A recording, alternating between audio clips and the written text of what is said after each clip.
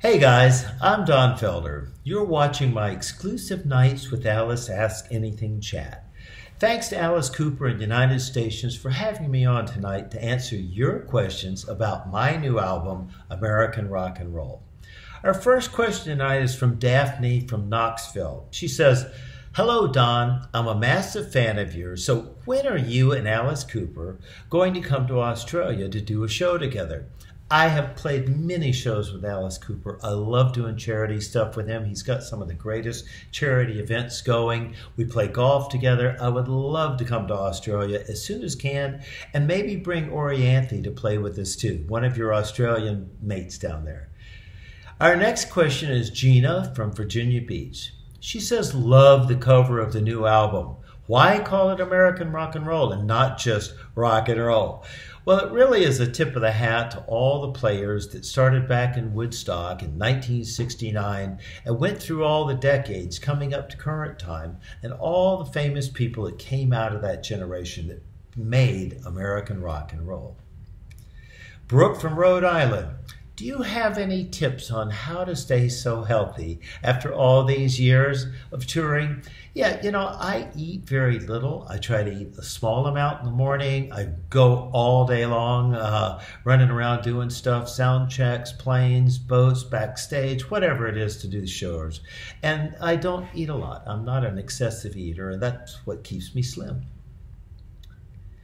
Lori from Milton, Ohio says, "Don, about how many dates will you be doing this year?" I will do as many as I possibly physically can do. If it were up to my manager and my booking agent, I'd do 175. I usually like to do somewhere between 80 and 90 dates a year. Hank from Akron, Ohio. "I'm not trying to pry, but will you ever see you play again in the Eagles? I just think you and Joe killed it every time you played together. It was amazing. I love playing with Joe. We had the best time doing that. There's so many odd political things involved, but hopefully we can get over those hurdles one day and get back together again playing." Alex from Grand Rapids. "Grand Funk had a warning on their album that said it should be played at maximum volume. What warning would you be having on your album?" I would say, cautious. This could be addictive and contagious. Carlos from Syracuse says, "Are you doing a tour with Sammy Hagar, or is the show I saw listed a one-off?" Well, Sammy and I have done shows before in the past. We love playing together. He actually sings on this new album of mine on a song called Rock You. Joe Satriani plays with me on it. We have so much fun together. Enjoy working with Sammy. I was on his TV show. We just get along great. I would love to do a bunch of shows with Sammy. Right now we only have 3 booked together, but hopefully we'll do more together in the future. Sasha from Jacksonville says, "Do you still get to spend time at home in Florida?" Well, it's funny that you asked that, because I'm actually sitting in Marco Island right now in Florida. They're going to do a show tonight. I try to come back down here as much as I can in the winter. The summer's a little too hot and muggy for me, but I love Florida year-round, except preferably in the winter. Phil from Fort Erie, Ontario. "What was one of the first tours you went on as an opening act that you were in awe of the headliner?" Gosh, I think the first thing I went on that I was in absolute awe of was the Crosby Nash tour. I was playing with a guy named David Blue, and I played about 6 or 7 shows with David Blue opening for Crosby Nash.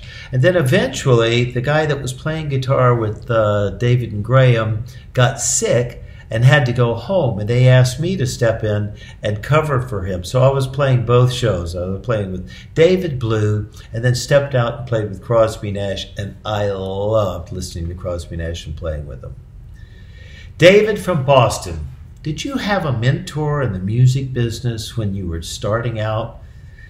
Not really. I mean, pretty much I was the leader of the band, and most of the bands I was in, I had my name on the card, so people would call me for bookings at fraternity parties and bars and places over in Daytona Beach and all that sort of stuff. So I didn't really have a business manager or a business contact in the business.